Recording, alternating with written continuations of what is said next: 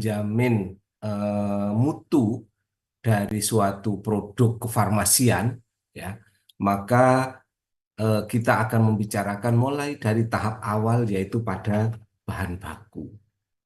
Nah, bagaimana sebenarnya kita bisa memberikan jaminan bahwa bahan baku baik yang sifatnya adalah active pharmaceutical ingredient, ya, jadi API, ya, active pharmaceutical ingredient, maupun juga yang inert ataupun sebagai bahan tambahan di dalam pembuatan obat yang kita kenal dengan excipient, ya, di sana eh, kita bisa memberikan bahwa eh, spesifikasi ataupun juga kualitas dari bahan tersebut memenuhi persyaratan yang sudah ditetapkan. Nah,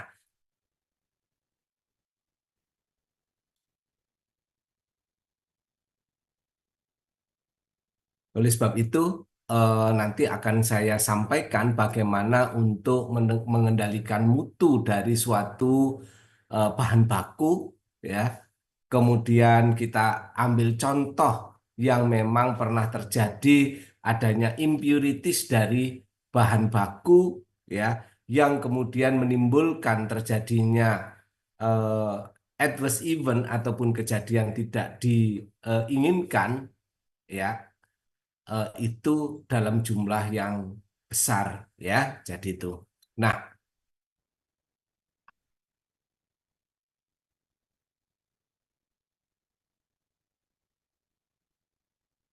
ya, ini nanti kalau kita lihat pada proses pembuatan produk obat, ya, jadi proses pembuatan produk obat, maka di sana mulai dari bahan baku, ya, itu ada persyaratan-persyaratan yang mengikat terkait dengan bahan baku. Baik itu persyaratan yang mengacu pada farmakope, farmakope di sini tentu farmakope Indonesia 6, ataupun juga farmakope yang lain, misalnya saja US Pharmacopoeia, ataupun juga British Pharmacope, ya, USP, ataupun juga British Pharmacope, ataupun kompendial yang lain, ya. Jadi bisa ya kompendial yang lain.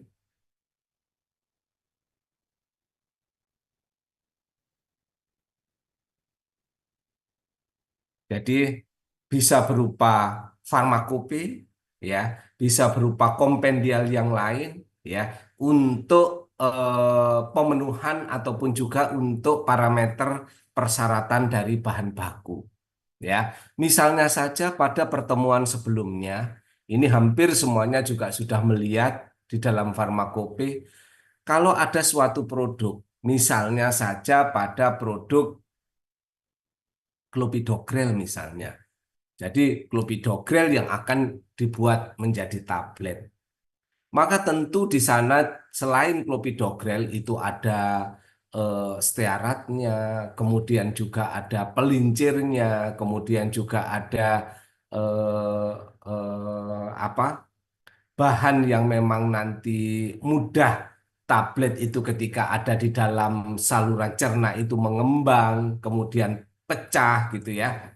Nah, maka bahan-bahan itu eh, diperlukan, maka ada dua kelompok. Yang pertama adalah bahan yang memang sifatnya bahan yang sifatnya active pharmaceutical ingredient, dan bahan lain yang memang sifatnya adalah inert. Maka ini mengacu pada eh, farmakope yang ada.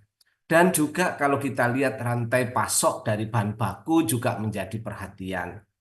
Karena di dalam CPOB, suatu industri farmasi misalnya saja eh, eh, yang akan menghasilkan clopidogrel tadi, maka ada clopidogrel itu sumbernya dari mana harus jelas. Dan kalau kita lihat mereka harus sudah punya kontrak ataupun juga pasokan dari bahan baku tersebut. Sehingga ketika memang izin edar itu diberikan, industri tidak akan kesulitan lagi untuk mendapatkan bahan baku, clopidogrel, dan juga excipientnya tadi. Sehingga di sini rantai pasok menjadi bagian penting dalam pengaturan untuk apakah suatu produk tersebut layak untuk ataupun juga sustain ya jika diberikan izin edar. Maka di sini penting bagaimana kita melihat dari rantai pasok dan juga spesifikasi ataupun juga karakteristik dari bahan baku. Ya, kemarin kalau kita lihat hampir semua kelompok ketika eh, melakukan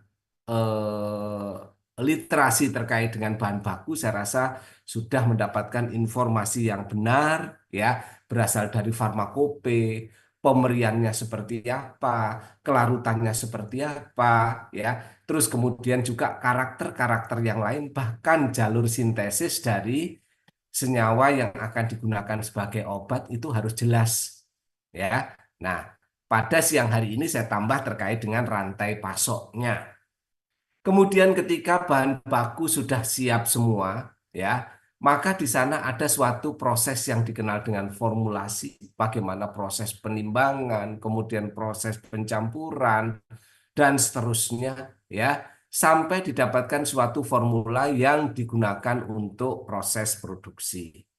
Maka di sini ketika formulasi, maka sudah ada rancangan bagi apoteker yang bekerja pada industri, itu obat nanti akan dalam bentuk seperti apa, karakternya bagaimana obat tersebut, kemudian juga dia nanti akan dibuat dalam ukuran seberapa dan seterusnya. Ini dalam rancangan quality by design QBD, ya. Jadi sebelum formulasi itu sudah merancang apoteker. Obat ini akan saya buat untuk misalnya saja mampu menembus eh, blood-brain barrier dengan baik.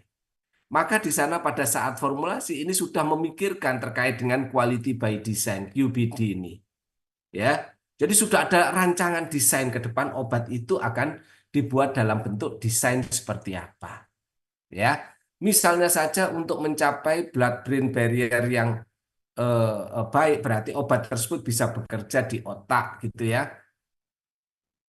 Maka kalau kita lihat obat tersebut ukurannya, polaritasnya itu harus betul dilihat akan mampu menembus blood-brain barrier. Kemudian baru dilakukan formulasi dengan baik, ya. Setelah didapatkan formula yang optimal, maka dilakukan proses produksi. Nah, proses produksi ini tentu ada ketentuannya, yaitu pada cara pembuatan obat yang baik ataupun JPOB. Saudara mungkin pada mata kuliah yang lain seperti halnya DTPO 1 atau DTPO 2, saudara juga akan mendapatkan mata kuliah yang ataupun juga topik terkait dengan JPOB itu. Cara pembuatan obat yang baik. Cara pembuatan obat yang baik ini tentu untuk menjamin mutu dari produk bisa didapatkan dengan baik. Kemudian dari sana nanti produk akan dihasilkan, dilakukan packaging, kemudian didistribusikan. Nah, ketika didistribusikan, di sini juga ada regulasi terkait dengan kalau tadi ada produk obat sudah jadi packaging, maka tentu produk obat diregistrasi. Kemudian juga kalau kita lihat obat siap didistribusi, ada ketentuan terkait dengan cara distribusi obat yang baik. Sehingga kalau kita lihat obat itu memang penuh dengan peraturan-peraturan yang tujuannya untuk menjamin bahwa produk obat tersebut bermutu. Mulai dari bahan baku saja sudah ada peraturan-peraturan yang mengikat. Kemudian juga formulasi, proses produksi. Bahkan kalau sudah jadi pada tahap distribusi ini juga eh, eh, ada ketentuan-ketentuan yang berlaku. Nanti kita akan bicarakan masing-masing mengenai peraturannya. Dengan demikian, suatu industri itu akan mampu menjamin mutu dari produknya. Ada pertanyaan sampai di sini saya persilahkan.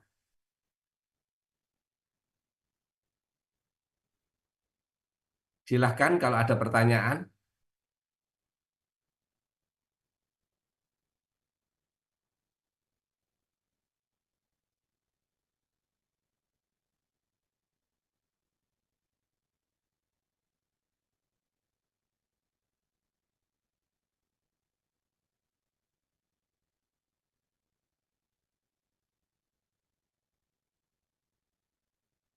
Ada pertanyaan?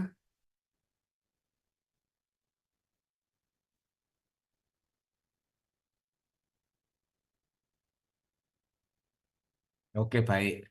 Kalau tidak ada pertanyaan, saya anggap mengerti semua ya. Nah, dengan demikian, kita sekarang akan bicara pada bagian yang pertama, ya. Saya tidak lagi mengulang masalah pemerian, masalah kelarutan, ya. Karena sebenarnya di dalam bahan baku, ketika kita melihat bahwa active pharmaceutical ingredient, bahan baku yang sifatnya aktif, di sana ada 4 klasifikasi. Yang pertama adalah obat yang memang mudah larut, mudah menembus membran. Jadi di sana solubility tinggi, permeability juga tinggi. Kemudian pada gradien berikutnya adalah obat yang mudah larut tetapi sulit menembus membran. Kemudian pada gradien yang lain yaitu obat itu sulit larut tetapi ketika dia sudah larut maka mudah menembus membran. Dan yang keempat adalah obat yang masuk dalam kategori sulit larut dan sulit menembus membran. Nah, di dalam pengembangan bahan baku, persyaratan-persyaratan sudah ada di kompendial, tentu saudara juga tidak perlu hafal, ya, karena bisa dilihat ingin melihat bagaimana spesifikasi ataupun juga persyaratan mutu untuk misalnya saja eh, misalnya saja kalau kita lihat pada produk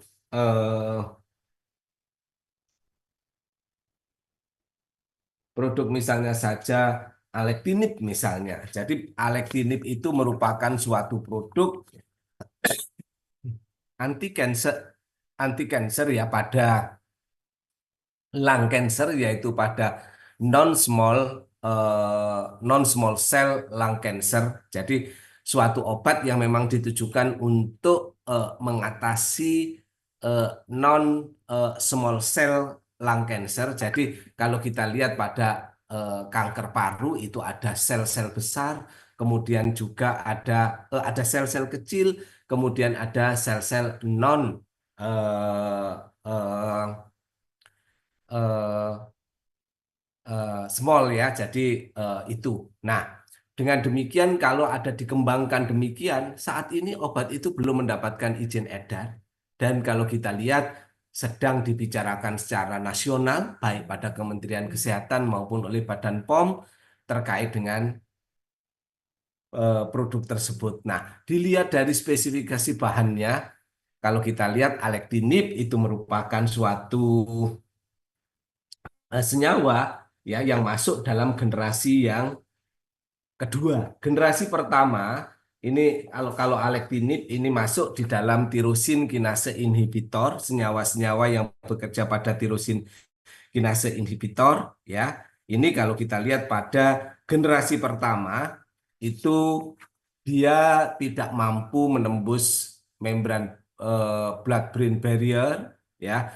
Dan juga kalau kita lihat untuk generasi pertama ini eh, banyak menimbulkan resistensi. Contohnya itu krisotinib ya. Krisotinib itu tirosin kinase yang ditujukan pada lung cancer untuk generasi 1. Nah, saat ini akan masuk produk generasi kedua. Generasi 1 ini berbeda dengan antibiotika ya. Kalau antibiotika generasi 1 itu berarti pada gram positif ya, terus kemudian juga aerob ya, kemudian akan berkembang menjadi generasi kedua yang dia juga akan lebih mengarah juga pada gram negatif ya.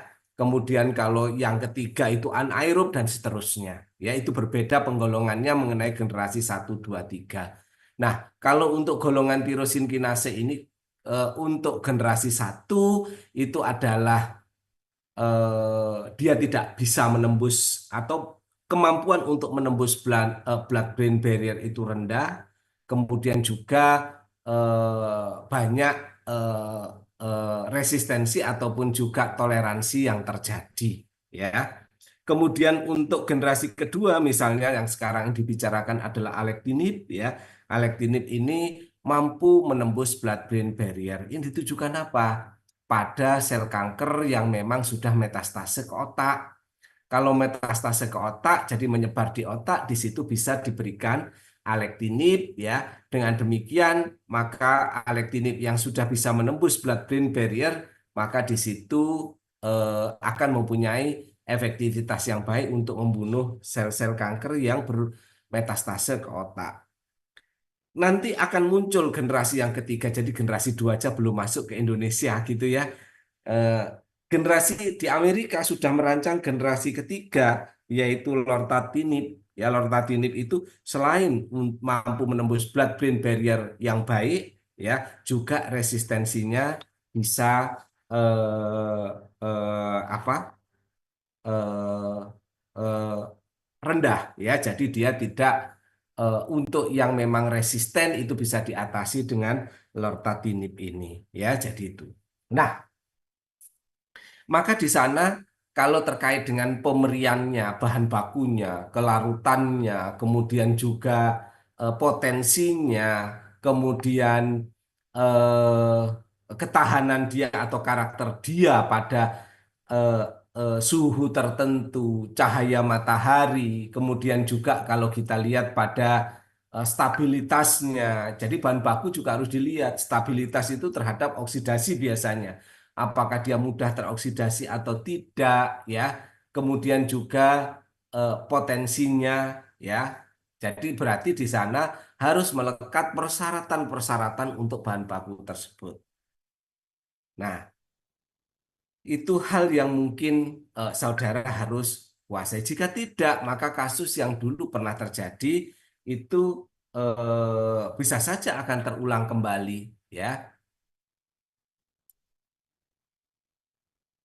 Nah, sehingga kalau kita lihat pengendalian mutu bahan baku itu tentu kalau rantai pasok berarti mengikuti Undang-Undang Nomor 3 Tahun 2014 tentang perindustrian. Kemudian juga Farmakope Indonesia 6 dan USP. Ini yang digunakan untuk pengendalian mutu bahan baku obat. Nah, saya ambil contoh di sini adalah case EG DEG dalam sediaan sirup. Jadi EG DEG dalam sediaan sirup ini eh, sebenarnya dia bukan merupakan suatu active pharmaceutical ingredient, tapi dia hanya merupakan eksipien. Nah, peraturannya pada Farmakope Indonesia 6 yang dilakukan pemeriksaan untuk bahan baku itu adalah active pharmaceutical ingredient. Jadi bahan aktifnya yang dilakukan pemeriksaan mulai dari purity-nya, impurities-nya, cemarannya itu yang dilihat adalah pada active pharmaceutical ingredient. Sehingga kalau kita lihat, semua bahan aktif yang digunakan itu pasti dilakukan pemeriksaan. Mulai dari kemurniannya, seperti tadi karakterisasi fisikokimianya, sampai pada stabilitas, sampai pada potensinya, sampai pada kemurniannya, sampai pada impuritiesnya, itu dilakukan pengecekan semua. Ya. Nah, tetapi untuk bahan tambahannya, eksipiennya itu tidak dilakukan kalau kita lihat pada persyaratan Farmakope Indonesia 6. Ya. Nah, kemudian setelah kasus EGDEG yang ada dalam sirup ya, itu kemudian ada adendum dari ataupun juga ada apa ya, suplemen, suplemen gitu ya dari Farmakope Indonesia 6 ini untuk dilakukan pemeriksaan eh, purity dan impurities dari bahan baku bukan purities impurities tertentu di dalam bahan tambahan. Jadi impurities tertentu apa yang memang tidak boleh ada di dalam bahan tambahan itu harus dilakukan pemeriksaan. Saya ambil contoh EG DEG dalam sediaan sirup ya. Nah, sebentar ya saudara bisa baca sebentar.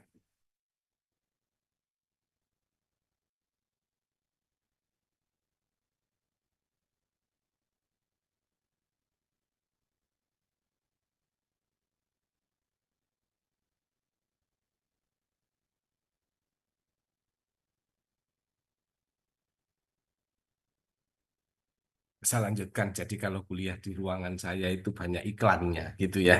Jadi kalau ada sebentar-sebentar ada tamu gitu ya, nggak apa-apa. Oke, nah contohnya terkait dengan adanya cemaran, ini cemaran ya etilen glikol di etilen glikol ini pencemar yang kalau kita lihat bahan bakunya untuk eksipiennya, untuk membuat sirup misalnya sarap parastamol, parastamol kan kelarutannya kecil sehingga ditambahkan suatu kosolven ya tidak hanya alkohol biasanya kalau alkohol eh, pasti larut kemudian cuman membutuhkan volume yang lebih besar sehingga ditambahkan kosolven misalnya saja propilen glikol ataupun juga gliserol atau sorbitol ya. Nah, pada propilen glikol, gliserol, ataupun juga bahkan polietilen glikol ini eh, pasti di jalur sintesisnya. Jadi pada pembentukan propilen glikol ataupun gliserol atau polietilen glikol itu pasti monomernya adalah etilen glikol ataupun juga dietilen glikol. Nah, sehingga sebenarnya etilen glikol atau dietilen glikol ini merupakan prekursor. Prekursor itu bahan untuk membentuk polimer seperti halnya polietilen glikol, poliester, polietilen tereftalat, ya. Nah, di sana juga kalau kita lihat ketika memang propilen glikol. Jadi propilen glikol berarti di sana juga ada komponen etilen glikolnya, ya, ada komponen etilen glikol. Ma- Maka pada jalur sintesisnya pasti masih menyisakan etilen glikol dan dietilen glikol. Sehingga sekarang ini etilen glikol dan dietilen glikol harus ditetapkan berapa kadarnya sebagai pencemar, ya. Jadi itu. Nah, kalau kita lihat etilen glikol, dietilen glikol ini bukan merupakan suatu produk yang memang digunakan untuk obat minum ya, karena memang dimasukkan di dalam kelompok hazard substance ya, jadi kelompok bahan yang memang berbahaya. Nah, keberadaannya itu sebagai pengotor pada pencemar dalam jalur produksi ya melalui pelepasan monomernya. Ini biasanya ada dalam penyimpanan ya. Sementara kalau kita lihat EFSA untuk TDI-nya, jadi berarti tolerable daily intake-nya oleh EFSA berarti European Food Safety Agency ya, di sana hanya 0,5 miligram per kilogram body weight per day. Sementara kalau kita lihat Badan POM itu memberikan batas cemarannya adalah 0,1 miligram per kilogram body weight per day. Jadi artinya bahwa boleh ada cemaran itu tetapi jumlahnya ketika digunakan tidak boleh lebih dari 0,1 miligram per kilogram berat badan per hari. Ya, jadi itu. Nah, sehingga kalau kita lihat dengan cemaran ini, ya dengan cemaran ini menimbulkan gangguan yang kemarin terjadi hampir 300 apa pasien bayi dan ataupun anak-anak ya, kemudian bayi neonatus mengalami kematian akibat gagal ginjal kemarin. Mungkin saudara membaca berita ya, saudara banyak yang mempelajari terkait dengan gagal ginjal akut yang terjadi pada pasien anak-anak setelah mengkonsumsi sirup, misalnya saja sirup parastamol. Bukan parastamolnya yang menimbulkan gagal ginjal itu, ya, bukan polietilen glikolnya, bukan pelarutnya, tetapi pencemar dari etilen glikol ataupun juga dietilen glikol itu. Nah, bagaimana etilen glikol dan dietilen glikol itu sebagai pencemar kinetikanya kalau kita lihat etilen glikol dan dietilen glikol ini diserap dengan cepat melalui saluran cerna ya, tidak dapat diserap melalui kulit ataupun inhalasi, waktu paruhnya pendek dan diekskresi cepat melalui ginjal. Sebenarnya kalau kita lihat kinetika senyawa ini karena dia itu impurities, kalau karakternya begini sebenarnya mudah sekali untuk bisa dibuang. Tetapi ternyata senyawa glikol itu bersifat toksik, ya, terutama adalah dioksan dimer etilen glikol. Ini menyebabkan terjadinya koma dan juga gagal hati ataupun ginjal. Kemudian juga di propilen glikol, ini depresi pada susunan saraf pusat. Di etilen glikol ini menimbulkan gagal ginjal. Jadi berarti etilen glikol ataupun dietilen glikol ini akan menimbulkan gagal ginjal ini. Sehingga banyak kasus gagal ginjal anak ya akut pada anak ya. Jadi ini yang sifatnya adalah atipikal. Kalau sifatnya atipikal itu artinya apa? Kalau tipikal berarti penyebabnya diketahui ketika dilakukan apa hemodialisa, maka di situ sudah akan mengalami perbaikan. Tetapi kalau atipikal ketika dilakukan hemodialisa tidak mengalami perbaikan. Ya, nah senyawa glikol yang tidak toksik ini polyethylene glikol tadi propylen glikol ya, kemudian ada sorbitol, ada gliserol atau gliserin. Sehingga kalau kita lihat sebenarnya bahan-bahan itu tidak berbahaya, yang berbahaya adalah pencemarnya. Makanya farmasis yang ada di industri farmasi bagaimana mengendalikan suatu bahan baku itu ya eh, tidak hanya pada bahan baku tetapi juga pada impuritiesnya. Ya, jadi bahan bakunya tentu ataupun juga active pharmaceutical ingredient-nya itu tentu eh, mempunyai sifat-sifat atau karakter seperti saya sebutkan tadi. Sementara kalau kita lihat pencemarnya itu harus dapat diidentifikasi dengan baik. Karena seringkali yang menimbulkan masalah itu adalah pada pencemarnya. Ini sebenarnya eh, juga pernah terjadi pada obat jantung, ya. Jadi pada obat jantung yaitu pada irbesartan, ya. Jadi obat irbesartan ini ada dua eh, suplai terbesar yaitu pada Zhejiang dan juga pada Guangzhou Pharmaceutical Industry di Cina.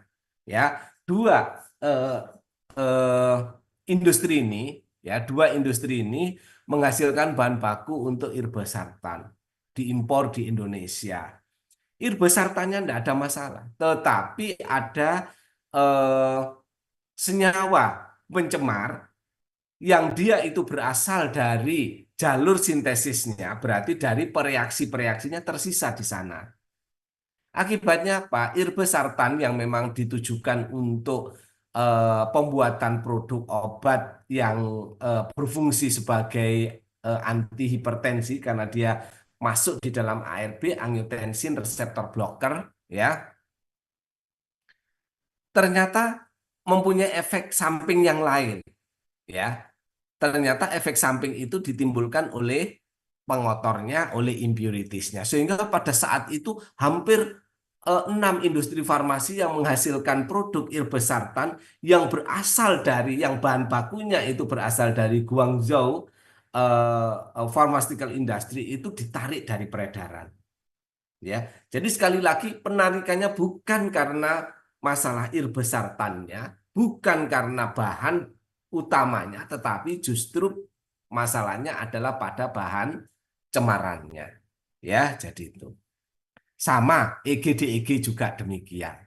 Ada pertanyaan sampai di sini? Saya persilahkan.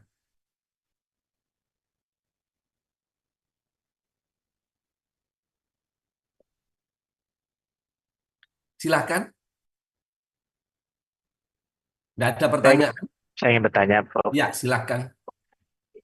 Saya ingin bertanya mengenai cemaran-cemaran yang tadi telah disebutkan.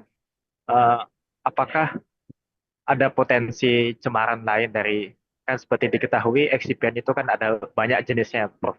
Ya, Nah, apakah ada kemungkinan cemaran-cemaran tersebut dihasilkan dari bahan-bahan yang lain? Dan apakah untuk batasannya seperti, tadi kan ada batasannya untuk etilen glikol dan DEG ini, eh, TDI-nya berapa? Dan untuk potensi cemar yang lain itu apakah ada eh, aturan batasannya juga? Apakah harus menunggu kasus kejadian dulu baru ditetapkan batasannya seperti itu, Prof? Terima kasih. ya. Baik, saya rasa ini pertanyaan yang baik ya dari Mas Davi.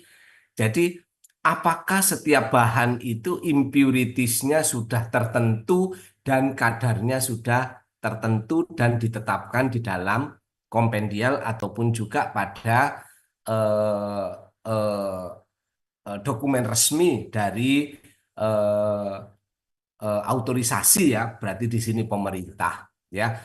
Dulu untuk excipient, untuk active pharmaceutical ingredient, iya. Jadi artinya kalau misalnya saja kalau irbesartan gitu ya, kalau irbesartan itu selain irbesartan maka di sana komponen pencemarnya itu tertentu, misalnya saja fenil ya. Jadi ada di sana itu misalnya saja dimetilfenil gitu ya. Nah, itu sudah harus ada dalam batas tertentu. Ya, jadi misalnya saja harus lebih kecil dari 0,01 misalnya persen misalnya. Jadi seperti itu. Kemudian pengotor yang lain itu juga demikian. Tetapi detail terkait dengan impurities ya itu ada pada formularium ya bukan farmakope. Jadi farmakope kalau di Indonesia ada dalam farmakope, baik di Amerika itu juga ada dalam farmakope. Nah, di sana tertuliskan ya. Nah, hanya saja sekali lagi untuk bahan eksipien itu yang belum ditetapkan pengotornya. Hanya saja secara umum yang masuk di dalam hazard substance, misalnya saja EG, DEG itu berapa boleh diizinkan. Di Indonesia sudah ditegaskan bahwa tidak boleh. Jadi apa saja tidak boleh lebih dari 0,1 ya untuk TDI-nya, tolerable daily intake-nya ya. Jadi itu. Di Amerika juga demikian, di Eropa juga demikian ya. Untuk eksipien. Nah, khusus di Indonesia karena pernah terjadi baik pada irbesartan dan yang kedua itu adalah kalau pada irbesartan itu memang ditarik dan di sana sos bahan bakunya yang memang kemurniannya tidak memenuhi. Ya, jadi artinya kemurnian di sini kadar dari irbesartan dan yang kedua adalah impuritiesnya. Jadi impuritiesnya lebih tinggi. Tetapi itu industri farmasi menggunakan. Kalau demikian yang salah ya tentu industri farmasi. Wong tidak memenuhi spesifikasi kok dipakai gitu ya. Jadi itu. Nah, oleh sebab itu penjaminan mutu tidak berjalan di industri farmasi tersebut sehingga case pada saat itu industri farmasi yang menggunakan bahan baku berasal dari Guangzhou Pharmaceutical Industry misalnya, itu ya tentu diberikan sanksi, tidak boleh produksi. Demikian juga dengan importir untuk bahan baku tersebut. Ya, mereka terkena sanksi terkait dengan mengimpor bahan baku yang tidak sesuai dengan standar yang ditetapkan di Indonesia.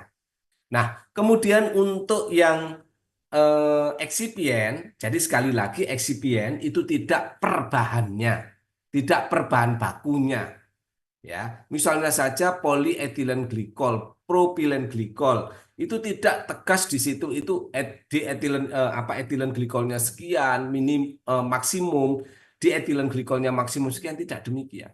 Tetapi cemaran secara keseluruhan untuk bahan tambahannya itu misalnya saja logam beratnya tidak boleh lebih dari 0,01% misalnya. Terus kemudian logam berat itu apa saja, timbal, ya, Hg dan lain sebagainya. Itu sebagai pencemar karena bagaimanapun juga di dalam produksi juga menggunakan katalis, ya. Dan logam itu menjadi salah satu katalis yang efektif digunakan untuk produksi. Kemudian juga ketika memang ada senyawa eh, yang banyak digunakan pada jalur produksi, ya jalur produksi senyawa-senyawa itu, maka di sana akan ada listing, ya bahan apa yang memang sifatnya hazard, sifatnya adalah beracun yang tidak boleh ada di dalam bahan baku obat maupun juga bahan tambahannya. Ya, nah itu sebenarnya. Sehingga saat ini pemerintah kalau di Indonesia sudah mulai membuat suplemen dari Farmakope Indonesia 6 itu untuk lebih spesifik ya diperlakukan seperti halnya bahan aktif itu tidak juga nanti menyulitkan gitu ya. Jadi misalnya saja polyethylene glycol, jadi kemurniannya berapa, pencemarnya apa saja, kemudian di situ tidak boleh ada apa saja, ya. Jadi itu sekarang jadi seperti itu karena pernah ada kasus baik itu irbesartan maupun juga eh, etilen glikol dan dietilen glikol pada sediaan sirup. Kasus irbesartan tidak menimbulkan kematian, ya. Itu tidak menjadi masalah yang besar, ya. Tetapi kalau kita lihat pada etilen glikol dan dietilen glikol menimbulkan kematian pada bayi dan neonatus, ya. Akibatnya tentu itu sangat besar, ya. Eh, dan kalau kita lihat hampir memakan korban itu lebih lebih dari 300 waktu itu. Sebenarnya kalau kita lihat kandungannya luar biasa tingginya dari sediaan sirupnya untuk etilen glikol. Jadi kalau kita lihat etilen glikol yang seharusnya adalah 0,05 atau 0,1 di Indonesia, ya, untuk miligram per kilogram berat badannya, ya. Jadi kalau kita lihat perharinya di sini, ya, miligram per kilogram berat itu sampai dengan 40 kita dapatkan itu 40 miligram. Berarti kalau 40 miligram itu standarnya itu batas maksimum cemarannya adalah 0,1, di sana ada 40, berarti 400 kali lebih tinggi, ya. Nah, kalau 400 kali lebih tinggi itu sebenarnya bukan cemaran, tetapi itu dicampurkan memang. Mix up namanya. Nah, oleh sebab itu ketika kami diminta sebagai saksi bahwa ini kita katakan ini bukan cemaran, tetapi ini adalah sengaja dicampurkan. Karena tidak mungkin kalau cemaran itu seharusnya cemaran itu maksimum 0,1 atau 0,05, kemudian adanya di sana adalah 40 miligram, berarti 400 kali. Nah, kalau 400 kali ini berarti sengaja, apakah itu distributor atau industri farmasi itu mencari bahan baku yang murah kemudian digunakan sebagai campuran, ya. Jadi itu. Nah, case itu akhirnya menyeret beberapa industri farmasi yang sekarang ini masih eh, apotekernya bertanggung jawab itu, ya. Makanya apotekernya kan 3 apoteker ya waktu itu, ya. 3 apoteker untuk yang etilen glikol di etilen glikol ini dalam satu industri farmasi, 3 apoteker yang terkena, ya. Dan tentu dipenjara karena ini pidana. Ya, kalau tidak kesengajaan, tidak ada sengaja, maka di situ mungkin perdata. Tetapi kita melihat bahwa dengan adanya peningkatan kadar 40 kali itu pasti dicampur, bukan merupakan pencemar. Ya, kalau pencemar itu pasti kecil gitu, ya. Bayangkan 400 kalinya. Ya, jadi itu. Begitu ya Mas Davi, ya. Baik, Prof. Terima kasih banyak atas jawabannya. Ya. Ada lagi yang eh, bertanya? Prof, saya izin bertanya. Ya, silakan Francisca. Itu yang tadi kan katanya kalau misalnya 40 kali itu nggak mungkin cemaran ya, Prof. Bukan 40 Mungkin kali, 400 kali. 100 kali. Itu mungkin nggak, Prof, kalau misalnya dari distributor atau memang memang atau memang di keputusan akhirnya tuh memang tidak mungkin ada ketidaksengajaan gitu atau bagaimana? Iya, Apakah makanya ada saya katakan kalau namanya pencemar jumlahnya itu pasti tidak banyak kan. Kalau misalnya saja itu pencemar maksimum 0,1, itu kan berarti jauh lebih rendah dari itu. Sekarang ini kalau ditetapkan pada saat itu ditetapkan kadarnya 40 miligram. Kalau kadarnya 40 miligram dari TDI-nya berarti di situ 400 kali.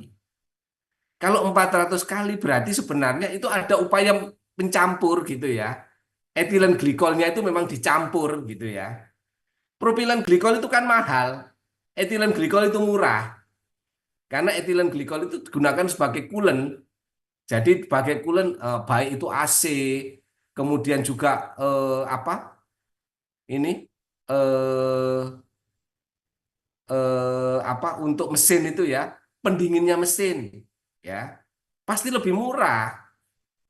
Sehingga di sana ada pencampuran. Jadi propilen glikolnya dicampur dengan etilen glikol. Ya, jadi itu. Nah, mungkin tidak terjadi di industri. Di industrinya tidak mungkin mencampurkan itu, di distributor mungkin. Ya. Nah, tetapi industri kan harus bisa menjamin bahwa material yang digunakan itu memenuhi persyaratan, ya, sehingga pasti distributor itu juga terkena pidana, kemudian industri farmasi, apotekernya di sana juga bertanggung jawab, sehingga dia juga terkena pidana. 3 apoteker kemarin yang memang eh, eh, mendapat sanksi, ya, dan dipenjara kan. Nah, makanya saya sampaikan bahwa mutu itu menjadi sangat penting. Bagaimana kita menjamin mutu mulai dari bahan bakunya. Jelas ya, Francisca ya? Izin bertanya lagi, Prof. Ya, Kalau misalnya silakan. yang didistribusi berarti dalam tanda kutip cawe-cawenya gimana ya, Prof? Saya kira sudah dalam bentuk sealed semua gitu, Prof. Ya, ya. Seal itu kalau misalnya saja dalam distribusi, makanya pemeriksaan bahan baku itu menjadi penting di industri farmasi. Jadi barang datang itu harus dilakukan pemeriksaan, mulai dari apakah memang apa beratnya itu memang sesuai, kemudian dia itu masih dalam keadaan tersegel dengan baik atau tidak dari industrinya gitu ya. Kemudian juga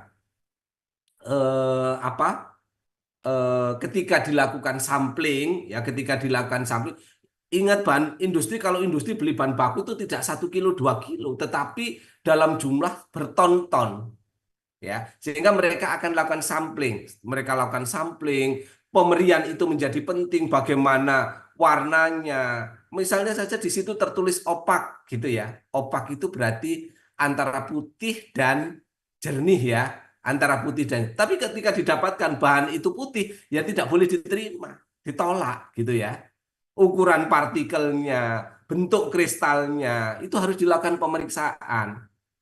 Kemudian ada kemurniannya, ada impuritiesnya, dilakukan pemeriksaan. Ketika bahan baku itu memenuhi persyaratan, maka baru boleh diterima.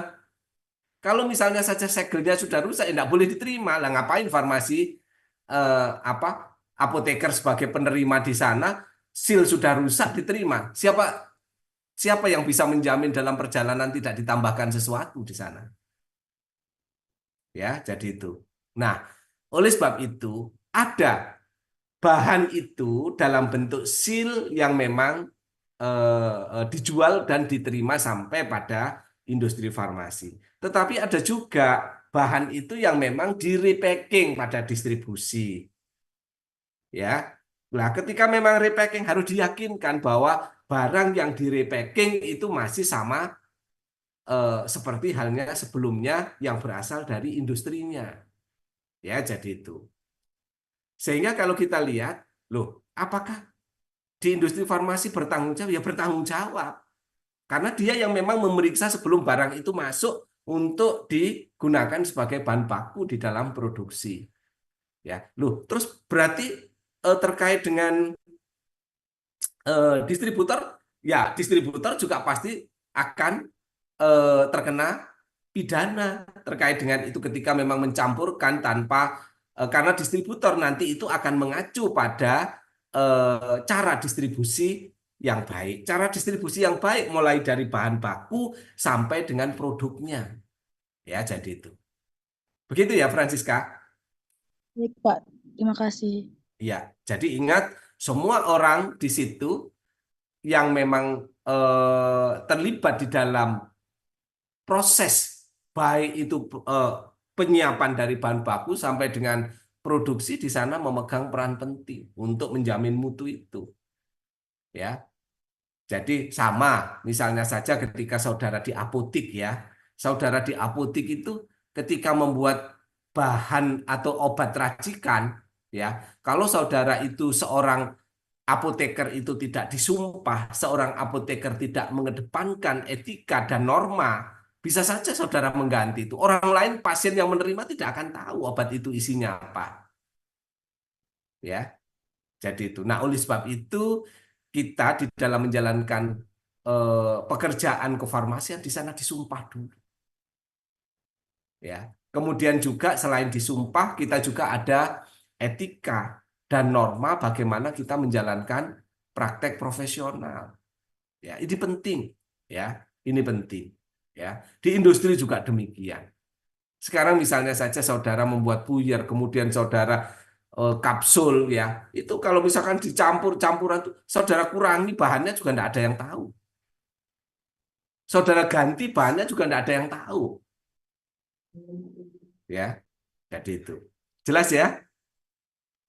Nah, oleh sebab itu betul-betul bahwa profesional itu harus dilandasi pada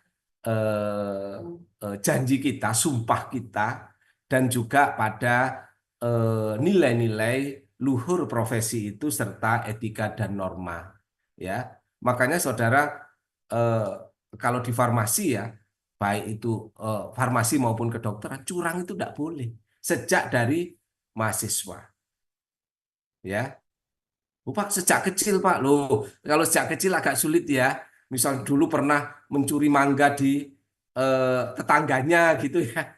Iya, yang dulu dari desa itu kan kalau buah itu kan dimiliki oleh satu orang itu milik semua satu kampung gitu ya, satu desa gitu ya. Jadi boleh ambil gitu ya. Jadi itu. Nah, jadi pada saat pembelajaran di farmasi gitu ya, kecurangan sudah tidak boleh. Makanya sanksi sebenarnya kalau kecurangan di farmasi tentu akan sangat berat sanksinya ya. Jadi itu. Demikian juga dengan curang itu bisa macam-macam. Makanya kami menerapkan ya jujur akan jauh lebih baik ya. Karakter-karakter itu dibangun sejak kita eh, eh, mahasiswa ya. Makanya saudara juga demikian ya. Nah, Pak itu teman saya IP-nya tinggi gitu ya, karena kalau ujian sering nyontoh gitu ya, ya nggak usah dicontoh yang demikian ya.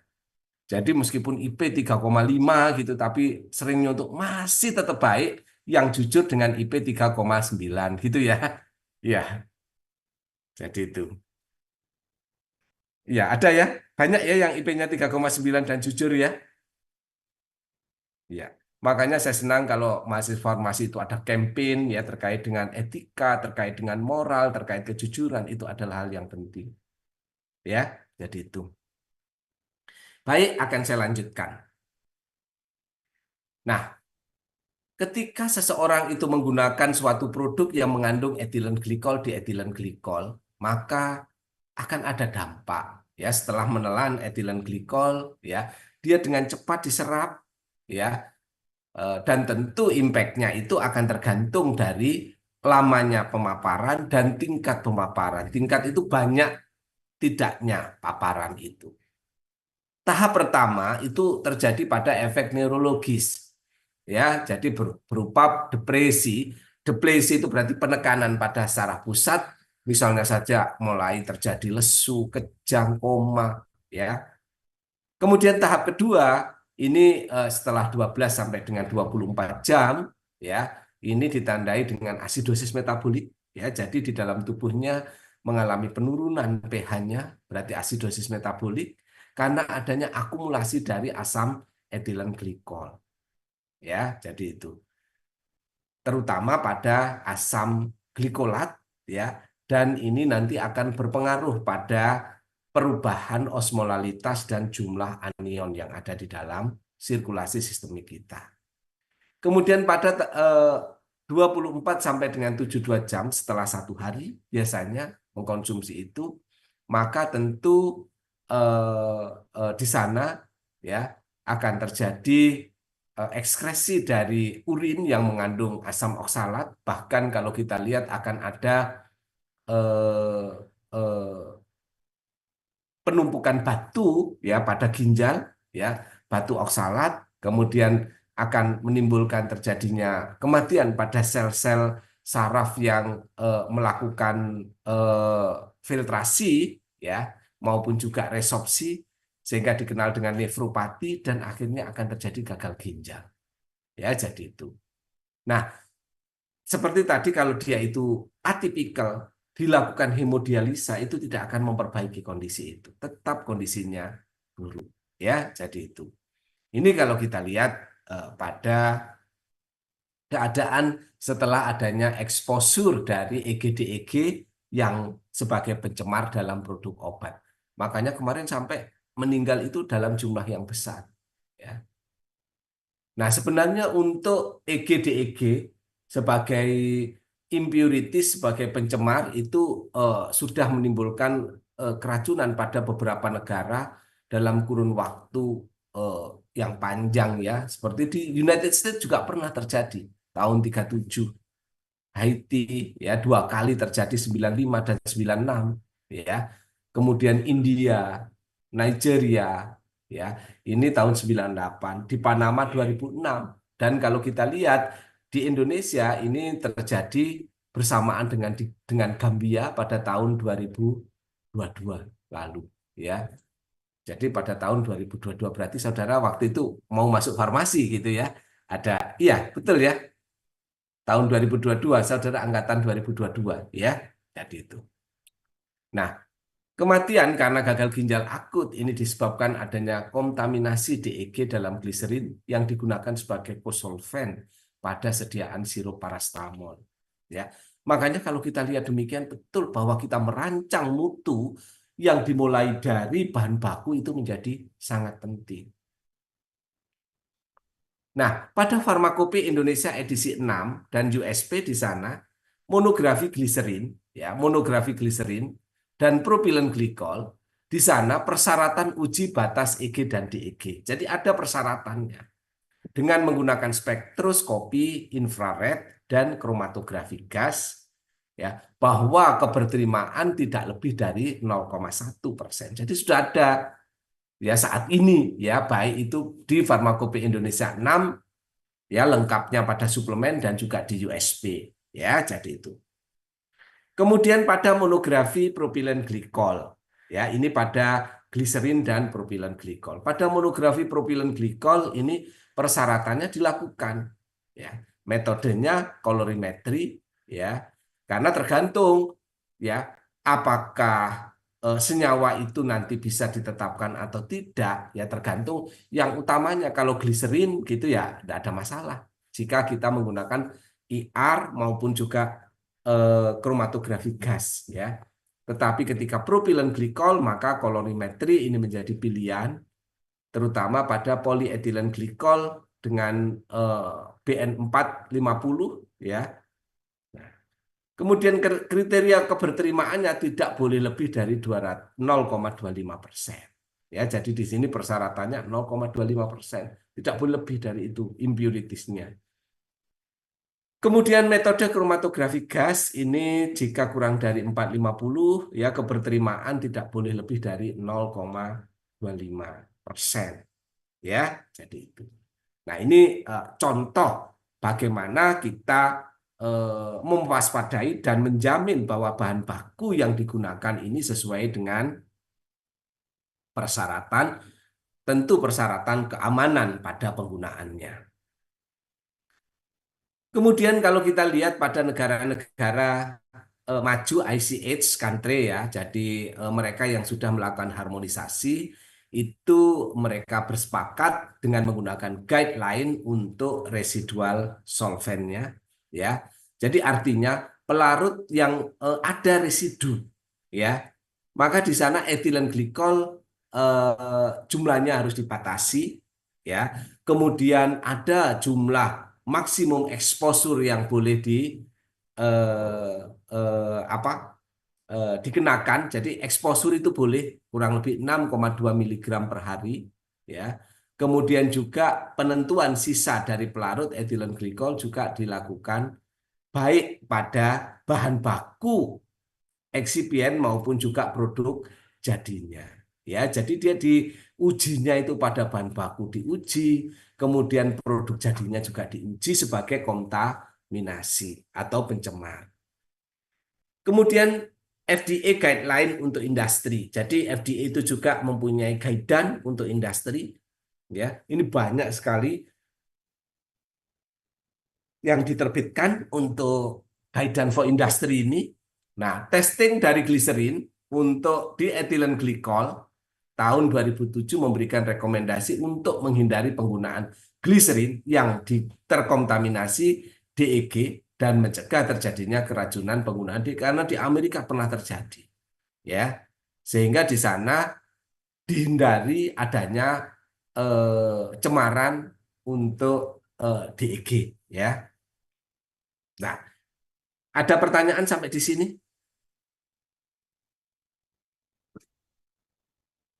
Pak izin bertanya Iya, lagi. silakan. Pak, kira-kira memungkinkan nggak ya Pak kalau misalnya di lapangan itu semisal keputusan untuk mencampurkan atau itu ada suruhan dari atasan yang mungkin kelihatannya itu tidak terlibat langsung dalam kegiatan produksi dalam sehari-hari tapi punya power lebih tinggi untuk bisa memutuskan gitu, memungkinkan nggak ya Pak? Wah, Tapi nanti itu yang disebutkan tetap apotekernya gitu. ya memang apoteker yang bertanggung jawab di sana. Ya, karena apoteker yang nanti akan menandatangani apakah eh, produk tersebut ataupun bahan baku tersebut memenuhi syarat atau tidak. Ya, ya apoteker jangan mau menandatangani ketika memang di sana ada pencampuran-pencampuran. Ya, jadi itu karena area itu menjadi area farmasi ketika memang memberikan jaminan mutu itu. Ya, sementara ketika memang atasan itu sudah dicampur saja, ya, dengan apa solvent yang lain, misalnya etilen glikol, di etilen glikol yang ditujukan untuk industri gitu ya. Tadi saya sampaikan sudah sebenarnya untuk apa eh, bahan-bahan tersebut ya. Jadi itu ya tentu kita tidak bisa karena kita profesi ya, maka kita tidak bisa eh, menuruti kemauan yang salah itu ya. Nanti pada kalau sumpah apoteker itu ada sumpah bahwa tentu keamanan keselamatan pasien untuk utama ya. Jadi itu. Dan nanti saudara bisa membaca apa sumpah seorang apoteker itu seperti apa yang mengacu dari peraturan tahun 1962 ya. Jadi itu. Nah, dengan demikian kalau misalkan memang pemilik modalnya itu mencampurkan kemudian kita diam saja ya kita harus bertanggung jawab, kita ikut bertanggung jawab. Dan kita tidak boleh diam kan gitu. Ya, jadi lupa kita nanti dipecat. Iya, enggak apa-apa kan pekerjaan itu banyak di tempat lain yang lebih baik ya. Kalau kita misalnya saja membiarkan lingkungan yang demikian ya yang hanya mencari untung saja tentu itu kalau bagi mereka yang tidak profesional atau tidak disumpah ya mungkin mereka eh, eh, ya kesalahan atau dosanya ya hanya pada manusia gitu ya. Kalau kita disumpahkan pertanggungjawaban sampai sampai pada Tuhan kita. Ya, jadi itu. Nah, oleh sebab itu betul-betul bahwa menjadi bagian penting ya. Seorang farmasis itu harus mengendalikan mutu mulai dari bahan baku sampai dengan produk jadinya. Loh, kalau misalnya saja dalam bahan baku gitu ya, eh, pihak manajemen mendatangkan bahan baku dalam jumlah yang besar, terus kemudian itu tidak sesuai dengan spesifikasi, ya farmasis yang ada pada penerimaan bahan baku untuk produksi menolak gitu. Harus menolak ya. Jadi itu ya. Nah, sebenarnya lebih banyak perusahaan-perusahaan yang komplit, perusahaan-perusahaan yang di Indonesia itu ada 220 perusahaan ya farmasi ya. Kenyataannya kan kemarin yang eh, apa terkena pidana kan satu perusahaan. Artinya banyak perusahaan-perusahaan yang mempunyai komitmen yang sangat baik ya. Jadi banyak perusahaan yang mempunyai komitmen yang sangat baik ya. Sehingga apoteker bisa praktek secara profesional di industri farmasi ya.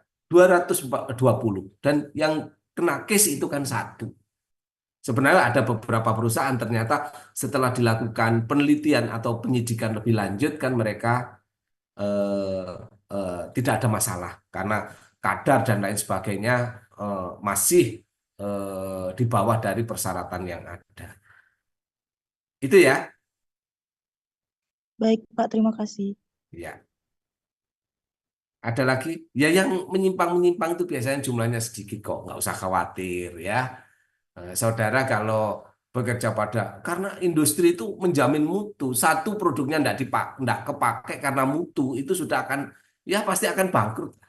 Sekarang kalau misalnya kita sudah tahu industri mana kemarin itu yang memang kadar dari DEG-nya tinggi, produknya tidak akan ada yang menggunakan. Ya, yakinlah itu. Ada lagi yang ditanyakan?